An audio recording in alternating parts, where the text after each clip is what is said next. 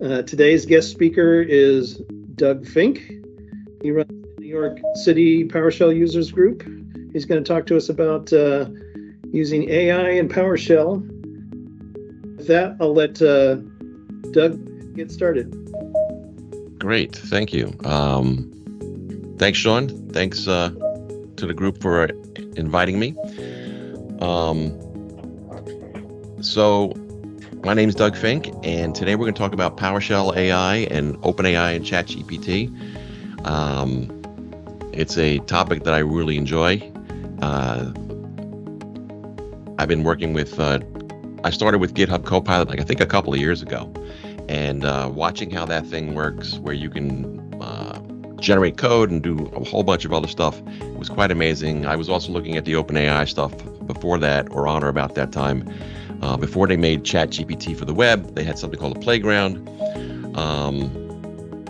And then sometime last year, I think after MS Build of last year, wow, that dinging is having fun with me.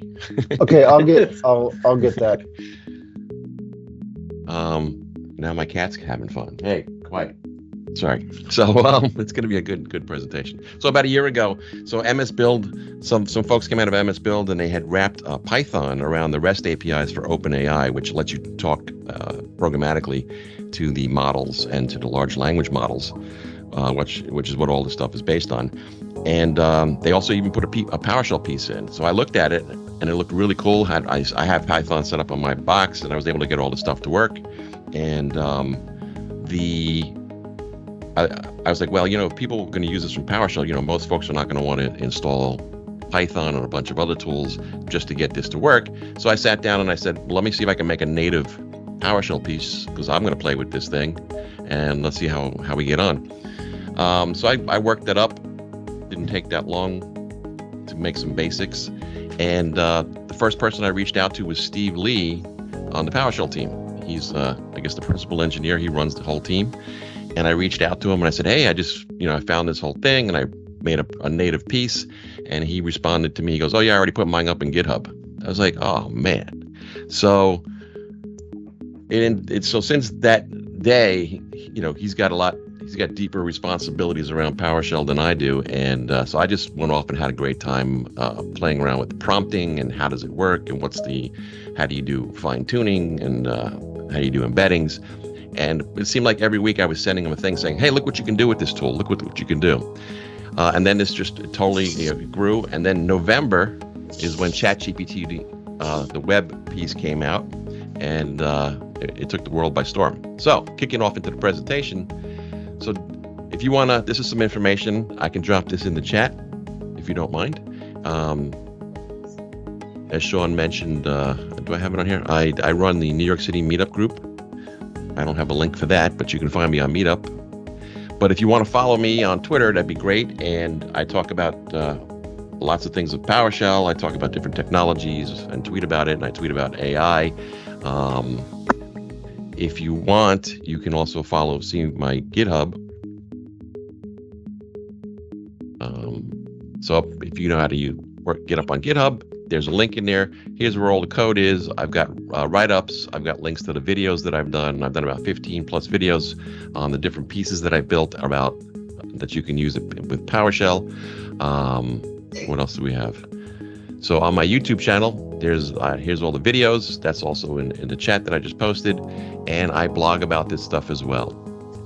So I've even how to set up ChatGPT in Windows Terminal. So if you want to go off to my blog, you can find some more resources on how to get started.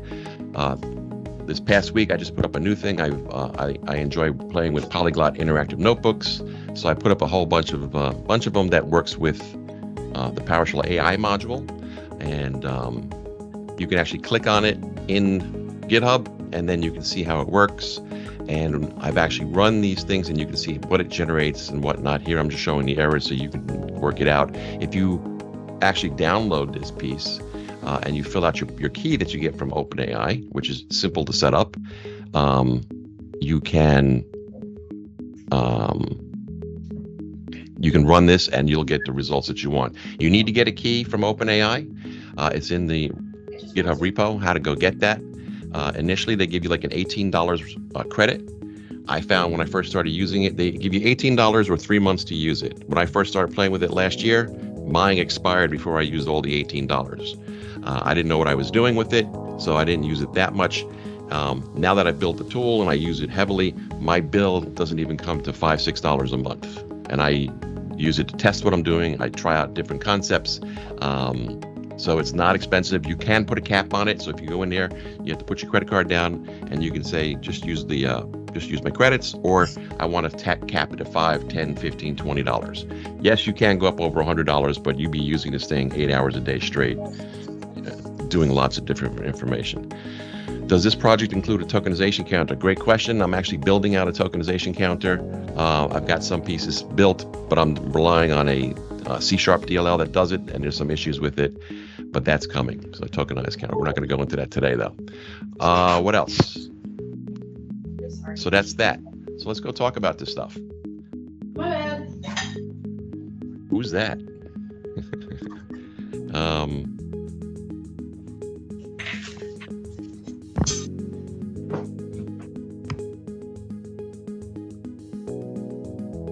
Doug, I think you got muted. Yes, you are correct. So this is about embracing the power. There's a lot of folks out there that want to talk about, well, AI is not gonna, can't do this, it can't do that. Yeah, there's a lot of rough areas on it. Then there's the other folks that say, well, they're going to unleash this thing and it's going to destroy civilization. I'm not going to talk about those things. Those are fun to talk about, have a beer over, and we can sit around and think, is Thanos coming or not? I'd rather just say, well, how can I put this tool in my toolbox, and how can I get the most out of it? Sorry about that. Was muting the background, and okay, cool. So you muted me. Excellent. So embrace the power. AI is an emerging skill. Andrej Karpathy, that I'm quoting here, he was one of the original founding members of the AI development team at OpenAI that Elon Musk started to build, and brought on Sam Altman and Brockman and all those folks to build OpenAI. So Andrej is like one of the top AI folks on the planet. And about a month ago, he said he tweeted, the hottest new programming language is English. So that's what this thing is that you can actually, and now I don't even like the word programming, because it's not really programming, because it's not like, oh, I'm going to put something in. It's a probabilistic model. There's different knobs and dials you can work with to give yourself they can give you a response, but you can actually, ask a question today and then tomorrow ask the same question, and it's going to come back with a little bit different result. So it's things we have to get our heads around. You can sit there and say, I don't have the time, I don't want to deal with it, or you can dig deeper and make this thing dance for you. I like that my little graphic at the bottom. People say AI is going to take all these jobs. I don't think AI will replace you, but a person that knows how to use it, well, if I can sit there and I can do certain things with it, I can knock out code, or I can knock out documentation, and I can knock out a nice little project way faster than if I was going to do all those steps manually. It may not be perfect when it first does it, but it'll get me 70, 80, 90, 100% there. If it gets me 80 to 90%, I can fill in the blanks. Would I sit here and put this thing like in an Azure DevOps or a GitHub Action and have it generate code for me? No. Not yet. GPT-5's coming, maybe, but I wouldn't do that. But it's an amazing tool to put in your pocket. So ChatGPT and OpenAI. We're going to talk a little bit with prompts. You're going to see prompts throughout my presentation. And a prompt is the text or statement that is given to the model to generate a response or output. That's a great way to say it, because it is kind of programming, but it's not. It's not the $A equals 1, $A equals 1 plus 2. And if I print out A, I have 3. That's not what it is. But to get your head around it, it's essentially how you program the model. If you provide minimum effort prompts, you will get low quality results. This is a search engine, and it's more than a search engine. But if you walk up to it like you go into Google search and you just say, hey, where's ABC? Typically you'll do that, and then you'll scroll through the SEO, you'll scroll through the ads, and you'll start to see what the links that you're getting from the query you did. And then you'll go back and you'll adjust your query in Google. You can use it that way, but that's not getting the full power of what GPT is. So let's, I'm going to do a quick thing to ChatGPT, but the last bullet point I like is AI is a force multiplier for any job, right? So, back before we had, I go back to the days of C programming when C was invented. That's why I'm not showing you my video. So I'm 10 minutes older than dirt. And, when C was invented, we didn't have text editors back in the day, right? We had like simple, not even Notepad. So it didn't give us, squiggles under our code that was wrong and this, that, the other thing. Now with the advent of Visual Studio Code and Electron, and Atom, and Sublime, and all these tools that have IDEs that have been built over time, these editors have become super powerful. And we wouldn't work without those tools. We wouldn't go back to Notepad and try to develop a PowerShell program. We're going to go with something like Visual Studio Code or something similar from JetBrains, etc. AI is becoming the same thing. So let's just do a quick little. So this is ChatGPT.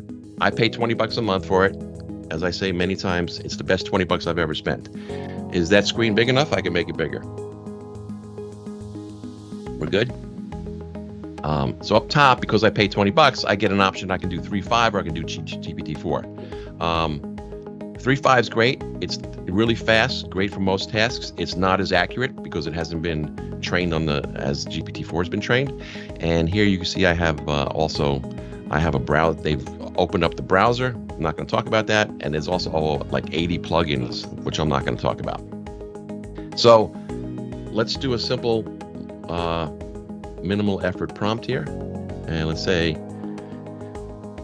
I'm going to ask a simple question and I'll get simple answers. I can ask how to paste it in, press enter, and this is what it starts to come back with. It's a simple question, so I'll get, the basic ideas. What's really cool is you can see it communicating. It's streaming the responses from GPT, and it's also highlighting it. So it's basically a mini markdown editor. Not important, and it's interesting information to know, but you can get some interesting visuals out of here. So this will go on, and that's like, okay, well, that's nice. What else you got? Well, what if I say, yeah. When you go back to the browser, click, zoom it one click. Is that better? One more? Yeah, that's a little better. How's that? So okay. Too much? I can bigger a little. Good. So excellent.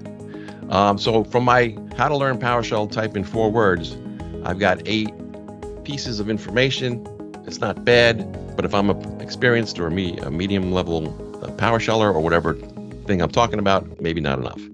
And what's nice is down at the bottom, they start saying, remember, they give you some informational warning type stuff. All right, that's fine. So this is a conversational mode. I'm in 4.5. 4 and 3.5 are kind of conversational. So that means it remembers what I add. It remembers the questions or the content that I send up. It remembers the responses it has, and then I can ask additional questions. So what I can do is, I'm just going to say list 5 books. So it remembers that I asked about. It's awesome. So now you're seeing the web browser in play. So it's actually going out and searching the web browser. This is new as a couple of days ago. And it shows it's using Bing search under the covers, and it's actually searching, and it tries to click on links, and it tells you whether or not it fails. So what I'm going to do is I'm going to stop generating that. I'm going to pick a new chat, and I'm just going to go to default, and I'm going to say list 5 books to learn how to use PowerShell. So notice that none of this information came up before, right? When I just say, how do I learn PowerShell? So that was the example of a minimal effort prompt. And here we are seeing different books. Of course, all Don Jones and Jeff Hicks books will come up. We might get Bruce Payette's book and Mr. Lee's book. Lee Holmes gets in there. So it's kind of sad because my book doesn't come up, but hey, can't have everything. So as you learn how to do prompting, and there's a bunch to learn about prompting, right? How concise you are, how precise you are. The more information, the better. If you go up and you just do this kind, like a little over a sentence, you're just gonna get basic information back. But you can actually go deep with this. The cool part about ChatGPT is you can actually have follow-on questions, and you can have them as long as you want. And ChatGPT will remember what you said, what it said, and then we'll use that context and that memory to do more. We'll be able to answer the questions more deeply. And here you can see that, as of they trained this to like September 2021, when 7.1 was the latest. So it does give you some caveats about what it does and what it doesn't do. So that's a little bit of the ChatGPT in the web. I made the list this time. Well, look at that. It must know I'm talking today. I love it. Most of the time I'm not in there. So let's go on a little bit more. And I'm going to put up warnings. I don't know how many folks know that image of that robot from back in the day, Lost in Space. Some people shaking their heads. That was my favorite show to watch. I didn't watch them in reruns, unfortunately. So it's been a while. So don't trust anything ChatGPT provides. Let me say that again. Don't trust anything ChatGPT provides. If I was writing code, I wouldn't take that code and put it into production when I finished it. I'd write unit tests. I'd make sure it works. Same thing with GPT. If I was working pair programming with somebody, this is your programming buddy if you use it in that context. You both may not understand the questions that you're asking or the things that you're trying to solve. So again, don't trust what it's saying because you may have said it wrong or said it ambiguously, or there was a misunderstanding. I kind of look at the ChatGPT as a drunk relative who understands coding, and you never know what might come out. Maybe there'll be some really cool ideas. You're responsible for ensuring the quality and reliability of your code. Okay, that's always been the case. It's still the case with GPT. Just because it's a computer programming, system, you cannot rely on it that way. It's amazingly accurate, but don't trust it. So AI is a tool. Check your automation bias. What do I mean by automation bias? It's the tendency for us humans to favor suggestions from automated decision-making systems. Okay, so you got to check your bias. I don't know if I talk about it coming up, but you might have heard that ChatGPT does something what it calls hallucinating. So it will try to answer your questions, right? So you can ask it some fringe esoteric thing and it's going to come back with an answer. I know that I've asked questions about like my Excel module, and I said, hey, how would I do this, this, and this? I'm like, okay, let me see what it knows. And it will actually make up functions that I don't have in my Excel library. And I go, now that's kind of weird, because you sit there and you go, where the heck did it get that name? And then the second thought I have is, that's a better name than I had. So it's really, so the hallucinations you can look at as like, oh, that's horrible. Some people will, as soon as they see a hallucination, they'll say, this is a piece of crap. I'm not working with it anymore. It can lie to me. Or you can say, well, maybe it's offering some better information. Or you can do the old PEBCAC rule, right? PEBCAC, problem exists between chair and keyboard. That's where I come from. When I get weird results, I don't think GPT's wrong. I'm like, well, how come? What did I not specify in my prompt? How can I improve my prompt? Or maybe you can answer the question. But it's not necessarily that the hallucinations are bad and horrible and we have to give up on the technology. Moving on. So I don't know how many folks here know about ThoughtWorks, the consulting company. Martin Fowler's like one of the top scientists. He's written books over the years. And that company, every quarter, they usually put out what they call a technology radar. And they cover everything from every tool in the industry, every category, whether it's CI/CD, scripting, programming, scrums, how to do all types of new stuff. And they typically categorize every technology into 4 things: hold, assess, trial, and adopt. And what they do is that they, over the 4 quarters of a year, you might see things on that radar. It'll go from a hold to an assess, or it might go from an adopt back into a hold for different reasons that they explain. I like it as a model to say, okay, well, how do I need to look at this stuff? So hold is a proceed with caution, assess, explore with the goal of understanding how it will affect your workflow, trial the piece of stuff, the technology, pursue it. It's important to understand how to build up this capability and adopt. The industry should be adopting these items. And people, it's a well-respected radar. Anyway, I liked it. And I think we're here. I think we're at the trial level with AI. We're actually beyond, Microsoft and other companies are beyond that. They're actually adopting it heavily. We, as people in outside of those companies, we need to pursue this. It's important to understand how to build up this capability. That's my opinion. Let's see what else we got. So let's look at the stats. So ChatGPT, when it was released, in the first 5 days, it went over 1 million users. Okay. And to compare that, it took Netflix 41 months to get 1 million users. It took Facebook 10 months, Instagram 2.5 months. Sam Altman, the creator, at this time, I think I was put this part of the slides together back in December. He was starting to have talks with at a $30 billion valuation. I think it's way higher at this point. Microsoft and OpenAI, they extended their partnership.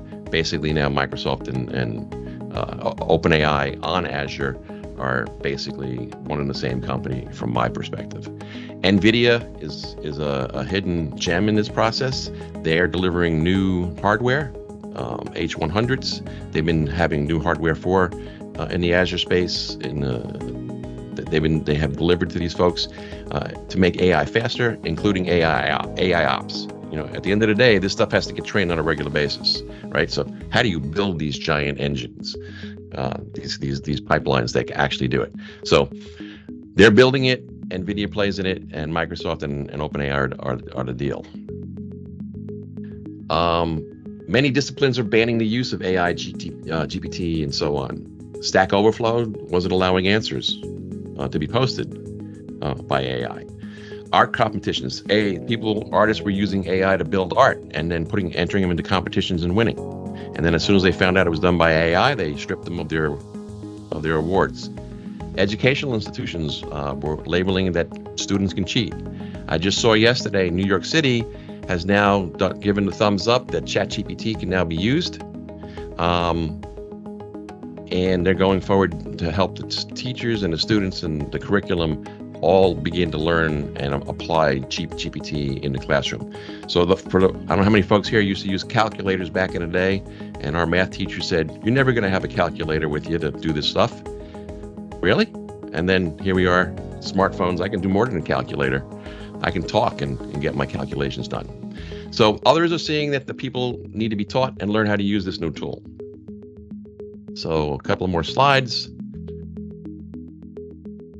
Every day I wake up early. I follow a lot of folks in the social media space, and there's like another 1,000 tools that come out.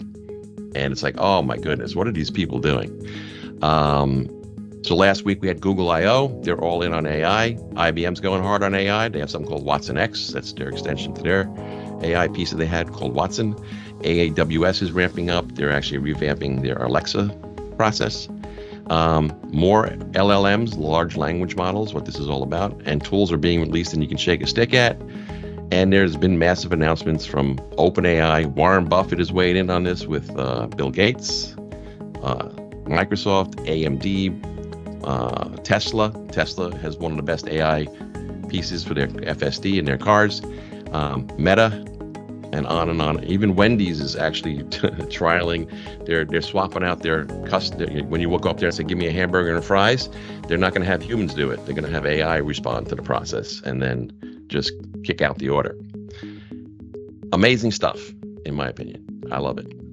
GPT-4. So they take these models and then they say, well, how smart is it? Whatever that means. Basically, it passes basically every exam: the bar, LSAT, GREs, AP, and SATs.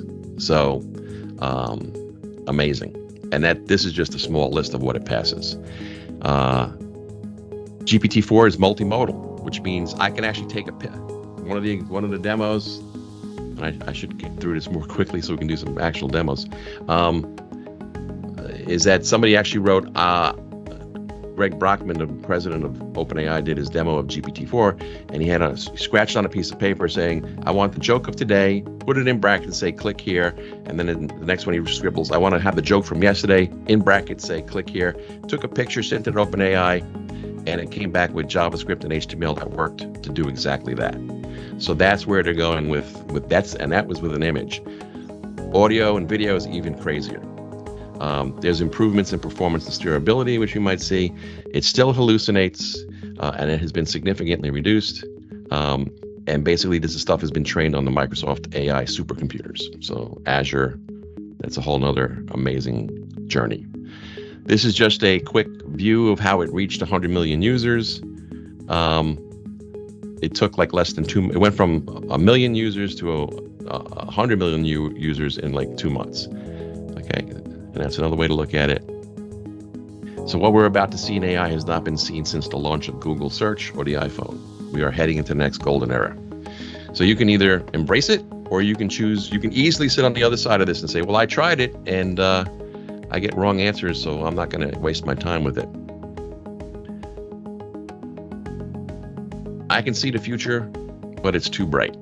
And been there, and we'll show some stuff. We hopefully get to GitHub Copilot. And now we get to some meat.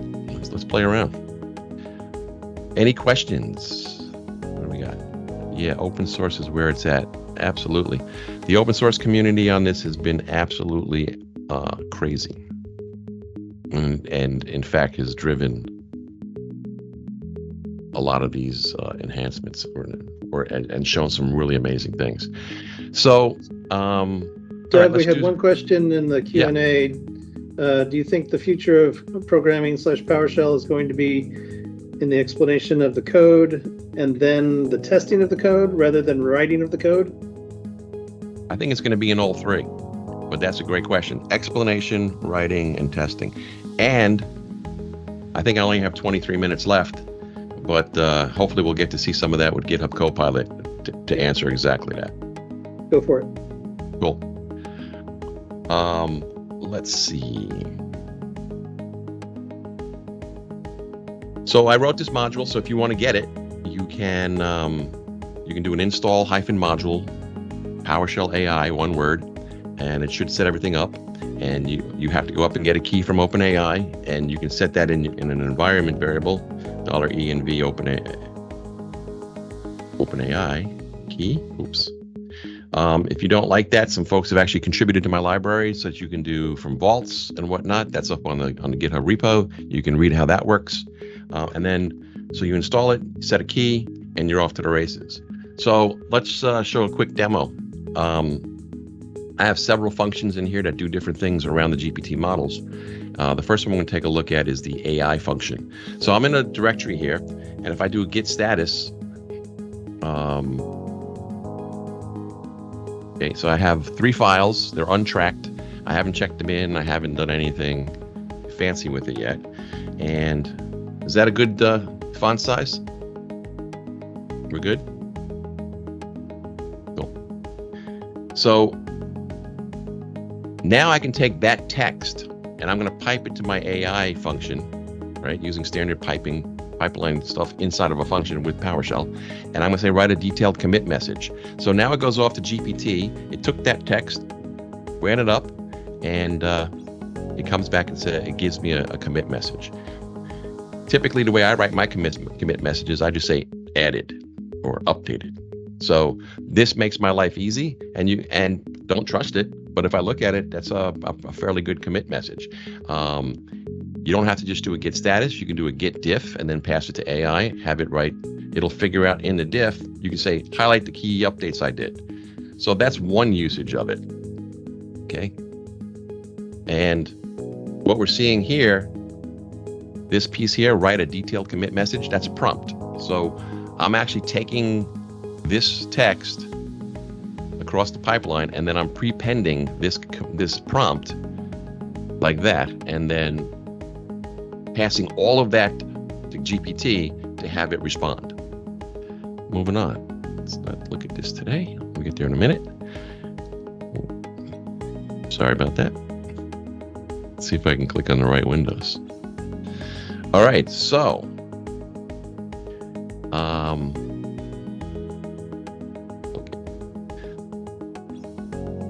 I can also mention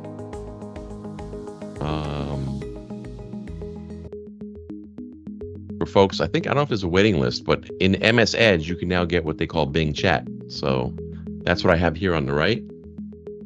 And I really can't make that bigger. So I have Bing Chat. So basically that's GPT-4 in the MS Edge browser. And it has 3 modes you can work with. And you can ask the same kind of questions here. The difference is it's more connected to the internet. It can also read the page that you're on. I won't demo any more of that. If you can get on the wait list, I don't think, well, I take that back. I think you can just get that. You have to get the newer version of Edge. And it should come along with the Bing. It's getting better every week, and it's a pretty impressive interaction. Okay, what else we got? So let's go play with Polyglot Interactive Notebooks. Now I can bring up the other one that I keep. So this is a Polyglot Interactive Notebook. It's based on the concept of Jupyter Notebooks, and it lets you mix. You create cells, and you can create cells that are either marked down. See down on the bottom here, when you hover, and you can create a markdown or a code cell. Up here, for example, I have markdown. If I double click it, that's the actual markdown that's generating that cell. So when I tell it to, when I check this box, it renders it, and it gives me all the goodies. And then here I actually have PowerShell. And if you see over here to the right, it tells me the kind of shell or the cell it is, PowerShell code. If I click this button, it runs the code, tells me how long it takes.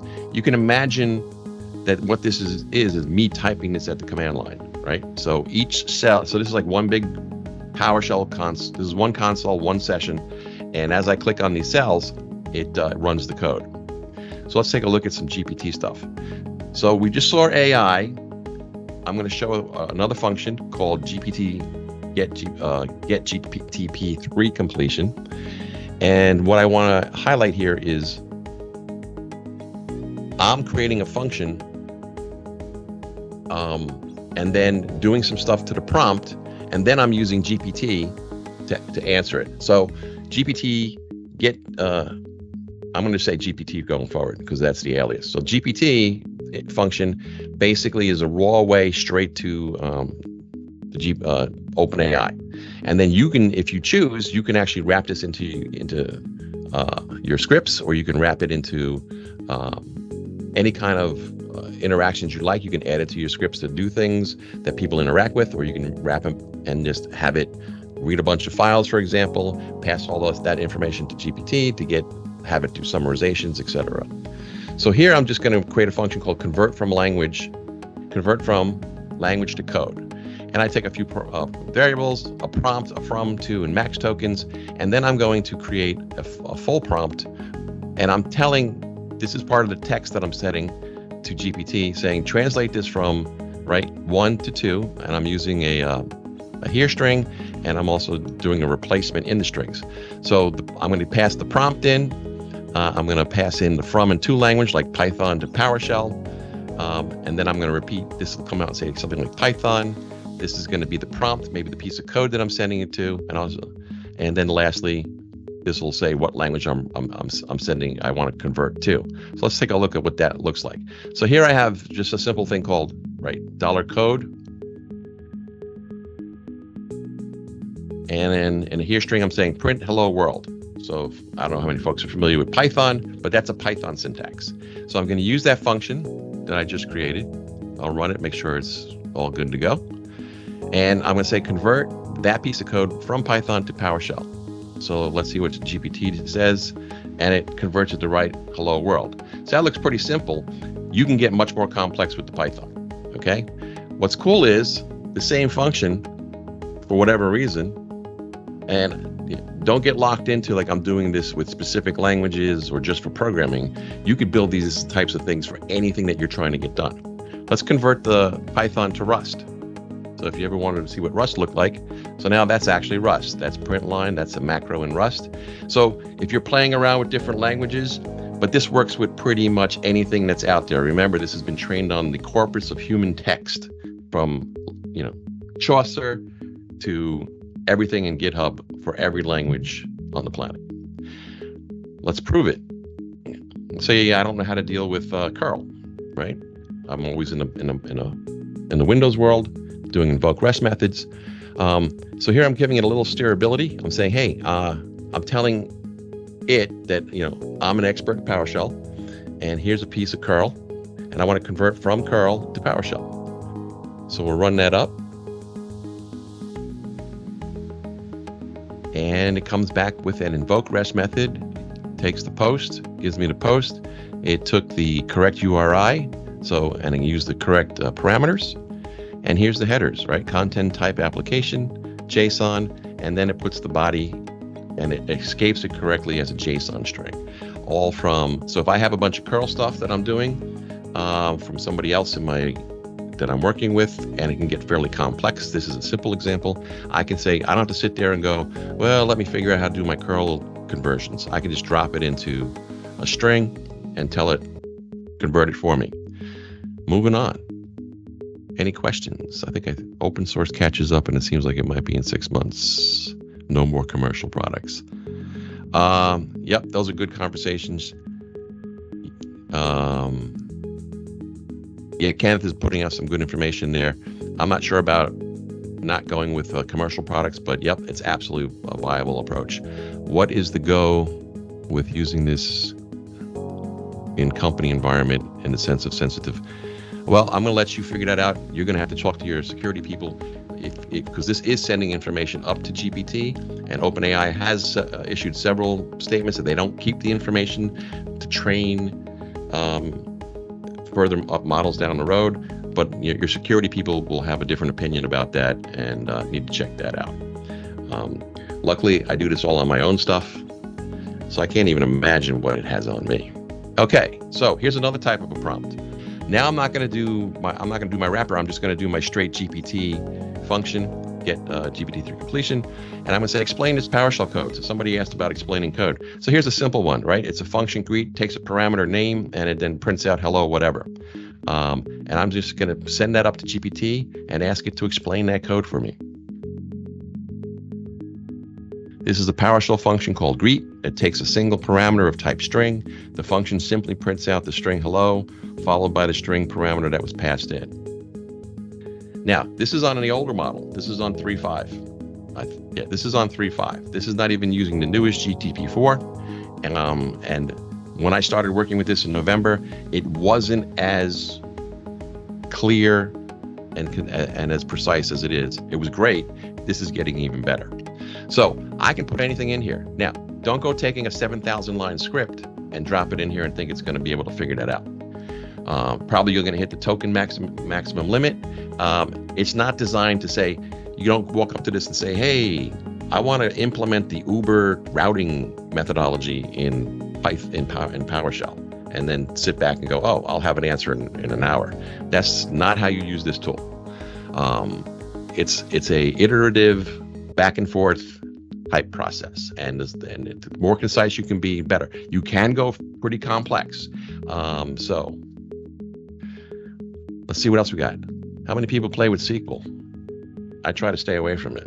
So my SQL always looks good until I run it. So here I'm saying for SQL, create a customer table with the following columns, and I gave it a bunch of columns, right? So let's pass that up. So the same GPT function that I have, I'm going to pass that text, that question. Let's see what it does. And so far, I got to say 3 is working pretty quickly today. So I just asked, I said that text, and that's what I get back. Creates a table customer, gives me an ID, figures out how to know it's an integer. Tells me it's a primary key. And as you can look down the list, like this is when I started going, oh my God, what is this thing doing? I have no clue how it figures this stuff out. Then again, I don't really care. It's like, I just want to learn how to use the knobs and dials to do some really cool stuff. Now, this is a simple example. You can get far more complex. You can say, I have a customer table and an order table and a shipping table, and give it the information. And if I have, let's say, customer ID, and I keep that in the order in the order table, and then I have an order ID and put that in a shipping table, GPT will figure out the foreign key relationships, believe it or not. Okay. I don't know how many folks have played with GraphViz. It's a graphing tool.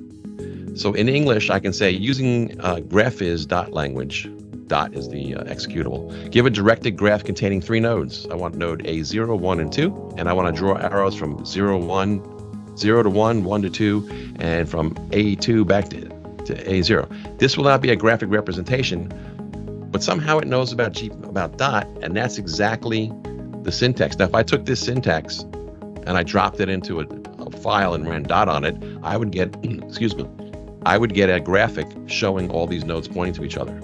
On another note, I just had the guy who wrote a book on Mermaid.js, the diagramming tool, on my meetup about a week or 2 ago.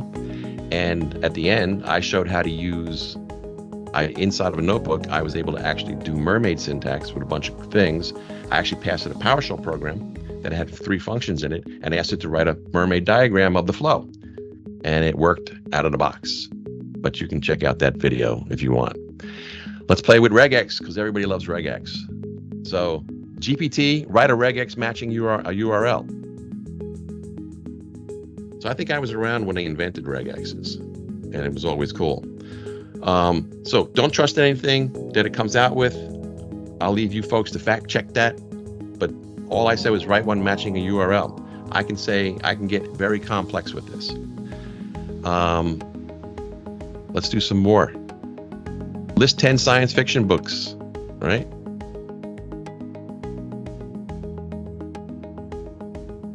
Now you may not agree with the list, and it came back with 10, didn't come back with 9, didn't come back with 12. And here you can see this is an older version, but I kept it around. You used to have to give it the max tokens so it could come back with enough information. And it has a thing called a stop. You can actually, how you can communicate to it, you can say, okay, stop at number 11, or I can give it special characters and I can embed that in the prompt and all kinds of different things. It's become easier, and GPT-4 is even more simple. We won't talk about that. I have other demos and other talks on how to go deeper on it. Let's do some deductive reasoning. All right, everybody pay attention. This is going to be you against the computer. Let's see who gets the answer quick. So I'm going to ask the question. In a hockey game, Mitchell scored more points than William, but fewer points than Austin. I want GPT to answer who scored the most, who scored the fewest points. Ready, set, go. Oh, did anybody get the answer? Any hands? Nothing. Oh, get out of here, Tom. I want to see your work. So let's see. Austin scored the most and William scored the fewest. So Mitchell scored more than William, but fewer than Austin. So, okay, William's the fewest and Austin scored the most. Again, this is why teachers hate this thing, because now they're going to give out, somebody's going to just sit there and copy paste. By the way, they just released ChatGPT on the iPhone as an app. And they've also going to be releasing it on Android in a week or 2. So now our kids will just sit there and we'll talk to them, and they'll sit there and and it actually has a voice capability. So they'll just talk into their phone and they'll get an answer instantaneously, and they'll turn to us and go, bullshit. Anyway, so we thought Google search was tough. This is going to be even more crazy. And on to a favorite topic of mine. How about Excel? So I'm going to ask GPT. I'm just going to say, if cell A1 is less than 10, show yes. If not, show no. I don't talk about Excel. I'm not asking it for anything. It could be a macro I want. And we'll run this up. And that's the end. Now, that is correct. I'm beyond impressed with that because I didn't give it any context. So that's a minimal effort prompt, and I got the exact right answer. Now, I can take that, let's say somebody says, hey, I got this macro or this function in a cell. You can say, well, here it is. And you can say, explain this Excel formula.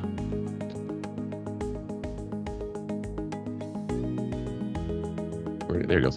The formula checks the value in cell A1. And if it is less than 10, it returns text yes. Otherwise, it returns the text no. Now, if somebody sent me that and said, hey, Doug, what does that do? I would not be that verbose with my stuff, or say, oh, it returns the text, yes and no. So let me say, and I'm going to give away one of my secrets. People ask me questions, and the first thing I do is I run over to ChatGPT, or I use my functions and I type in what they're asking, and just to see what GPT does, and it makes my life easier. I double check it. I add a couple of things to it. Maybe I might remove and then I send back that response. So rather than taking X number of minutes or having a context switch that I can't get back to my work, That's what I do. Now, here's another idea of a prompt that just kind of like takes it to the next level. So you can think about like, what can I really do with this thing? So GPT, list the top 5 vegetables and terms, but check it out. Return it as a markdown table. So let's see what it does.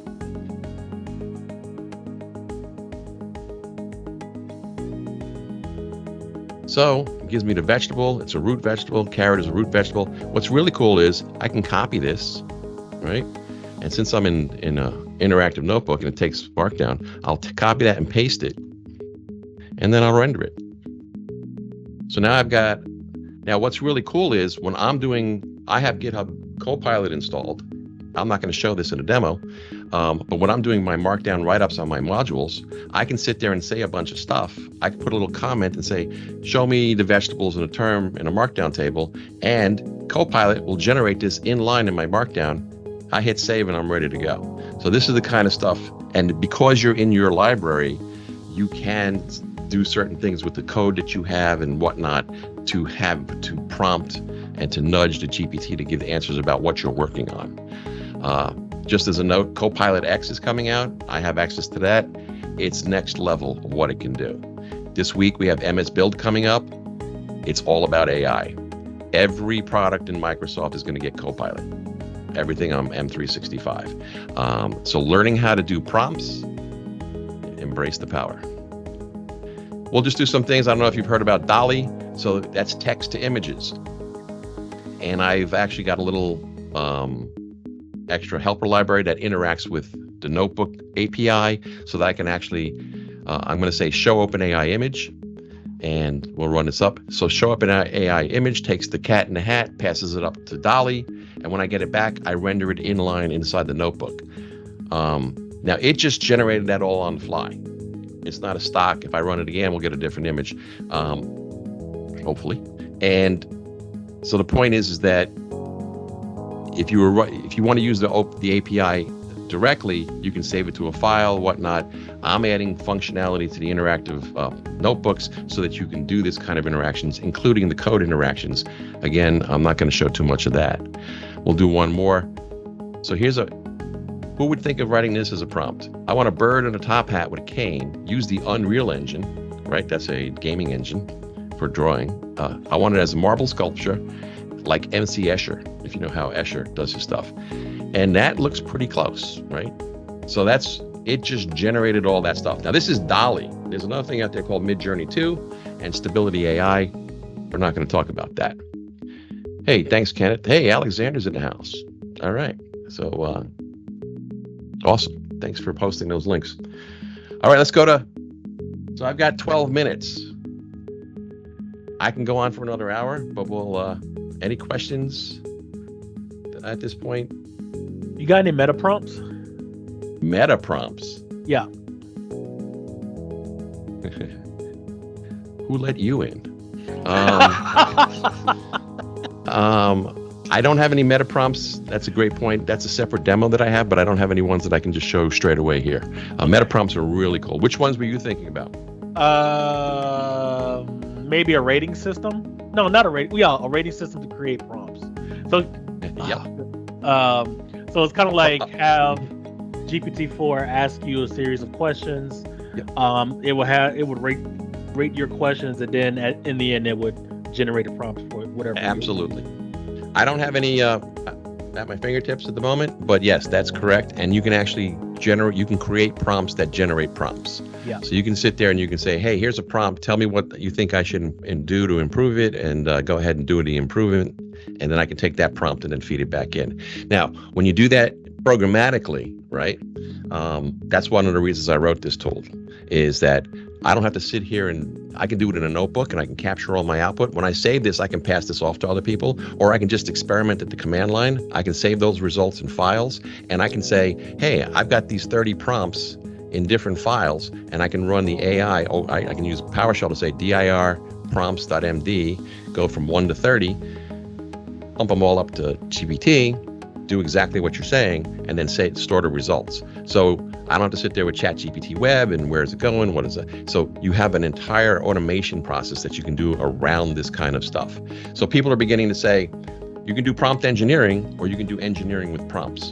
And that's kind of the direction that I believe, what that statement, that's where we're going. We're going to be doing engineering with prompts. Good question. I apologize, I don't have something available at the moment. Any blog recommendations on setting up .NET? Thank you, Alexander. I think it's the third article down. It says how to set this whole thing up. Let's show one more thing. So I also have something called NB Copilot for Notebook Copilot. Let's just do a simple one. Add parameter. So all this stuff works on prompts, which you see, I'm just passing it to different functions. NB Copilot, add a parameter to a function to specify a date. That's a pretty minimal effort prompt. Now here I'm using ChatGPT 4, and you're going to see it take longer. There's more stress on that system. They haven't scaled it up fully, and it's more accurate. So it might take a little bit longer to come back with a response. So now what it did is it worked, and unfortunately they're working on that's awesome. They're working on making this interactive notebook. It adds it to the end, and I'm not sure why it gave it to me in Python, because I thought I had tuned my NB Copilot to be PowerShell, but that's what happens when you do live demos with probabilistic GPT models. Anyway, so this is how you write that in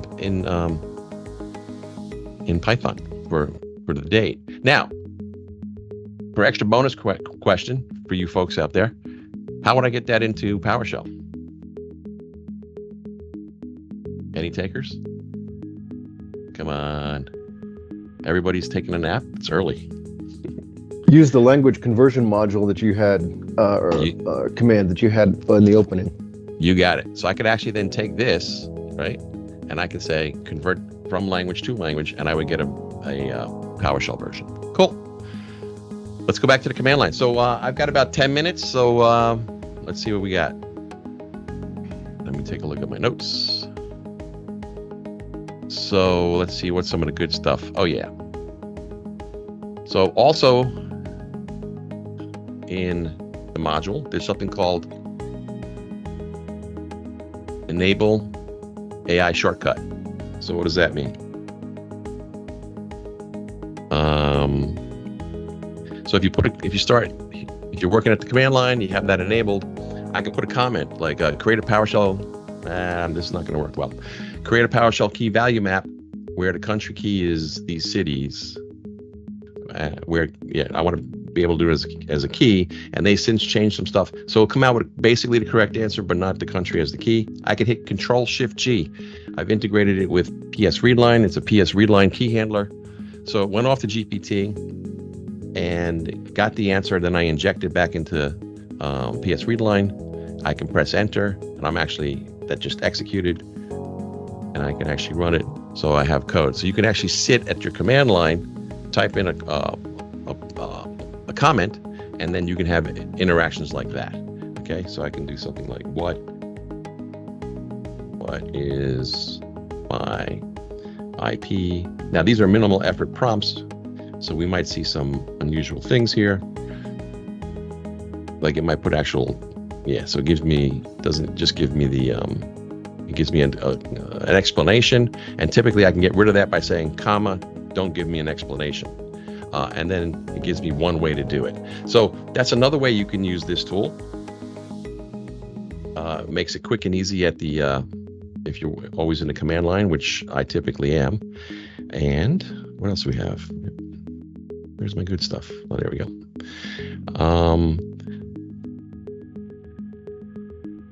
So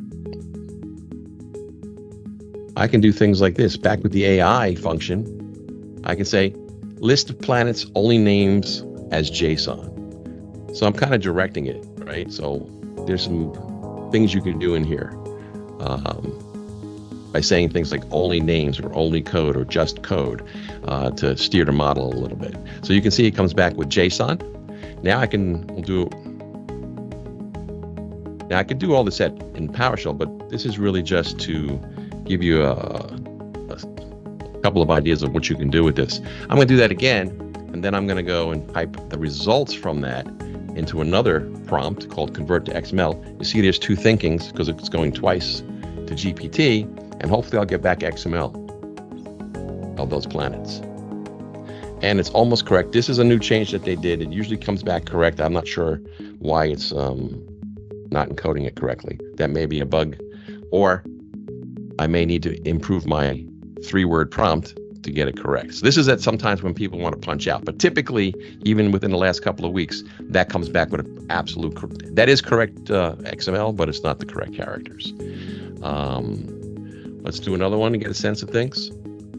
So it's back to like I did with the vegetables. First U.S. president, 5 U.S. presidents in terms as a markdown table.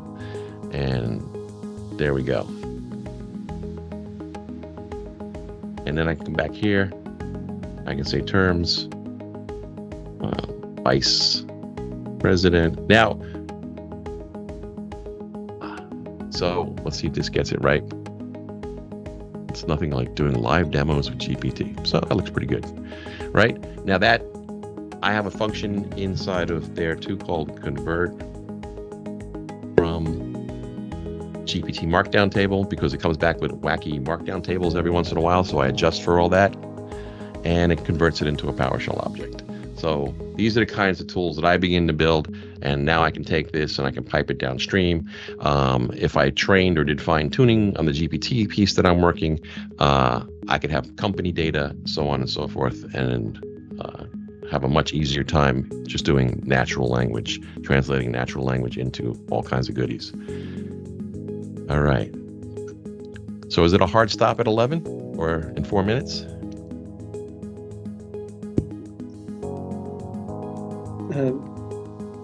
We can go a little bit longer, but yeah, there's other club business going on. Okay. So I'm just trying to think what would be. Let's close out with. Let's see. Oh yeah, let's do. So I have another function in the library called Copilot.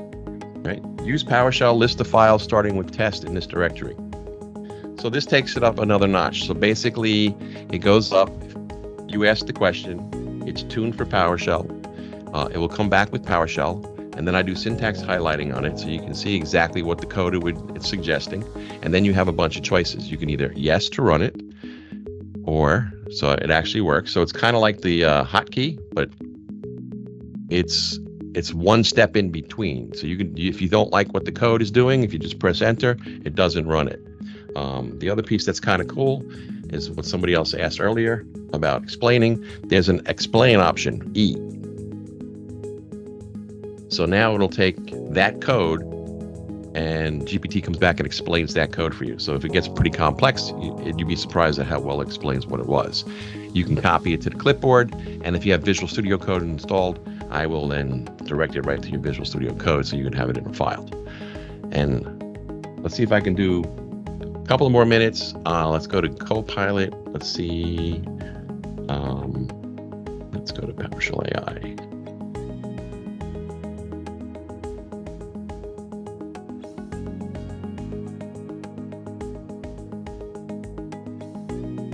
All right. Oh, cool. So I'm going to create a new file. I'll change it to PowerShell. And what I want to show is, so now I'm inside of Visual Studio Code. If you can see down here on the bottom right, you see this little wacky alien, that's Copilot, right? So when I'm typing in a file, Copilot is using that as a context. The code that's in there, comments that I'm writing, so I can nudge it in a direction that I want it to answer questions. So here I'm saying write the boilerplate for a pester test for a function called get sales. So I'm going to give it a little nudge. I'm going to say describe. Down here on the right, you can see it's thinking. This might take a bit because it's a Saturday morning and I'm just waking it up. Is Copilot something you wrote? Yes, it is something I wrote. Thank you, Alexander. So we can download it and use it. Yep, you can do an install-module. PowerShellAI one for the name. So this is not happy today. All right, let's do that. So now let's do that again slow. So now I just typed in describe. Now you see everything in gray? That's what Copilot is suggesting.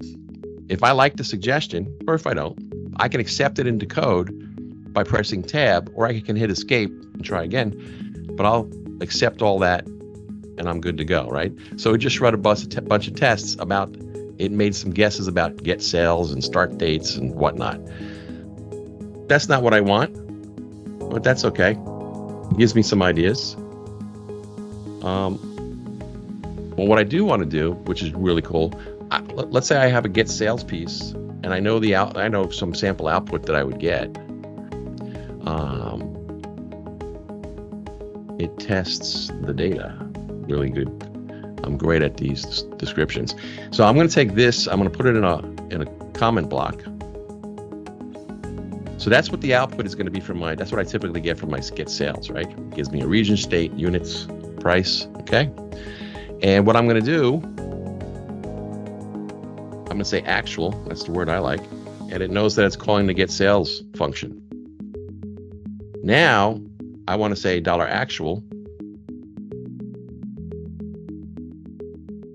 It's really not being happy today, but usually I think I just might have confused it, I doubt it. Okay, there we go. So it's in a PowerShell file, it's inside a pester block, it knows that I want to test it, and it knows the syntax for how to index into an array, and it figured out from this text that came out that region is a property. And then it's going to pipe it to should be, which is proper syntax for pester, should be west. How did it know that? Now I can come in here and say, well, I want it to be exactly, just in case I want it. Can't be all lowercase, can't be all uppercase, has to be that. Press enter, and it knows I'm going after state. And it figures out exactly, it knows that it's Texas. We'll go one more. Now, I don't like being exact on my numerics. And the last but not least, it figured out somehow from this comment how to grab all these things as properties. Let's go a little bit more and then I'll wrap up. So here, now it will actually step down 1 through 9, 0 to 8 to figure out all these different pieces. But I'm going to throw it a little curveball. I'm going to say -1, right? I want to go after the last one. And it grabs south. How did it know that? Any takers? So now I can just step down 712, and it just correctly pulled that out. So will it generate? I didn't show you how to generate code, but it does the same concepts with code. It's even better with boilerplate stuff like pester tests. Now, AI is not going to take your job. Somebody who knows how to work it. I can knock out functions and modules, and I can knock out documentation, and I can test my module to prove it works in a very quick space. So I've got more to show, but I'm going to cut it off for there, and thanks for having me. Yeah, thanks, Doug. Thanks for coming. This was great. Awesome. I think there was one more question regarding the programming language converter. Do you know if it could take Lotus Notes script and convert it? Lotus Notes. That's a great question. Oh, well. Give it a try and let me know how it goes. You can actually pass in a Lotus Notes script, and you can say from Lotus to PowerShell. It would be great if you could report back. I haven't touched Lotus Notes since like 1986. Anyway, thank you. All right, thanks. And that wraps our meeting here. Tom, you can go ahead and stop the recording. And cool. Hey, and when you have these questions, you see where you say, can it do C++ to C#? Download the module, kick the tires. This is all available to you. You can use the prompts that you saw here, and you can try out any of your favorite languages.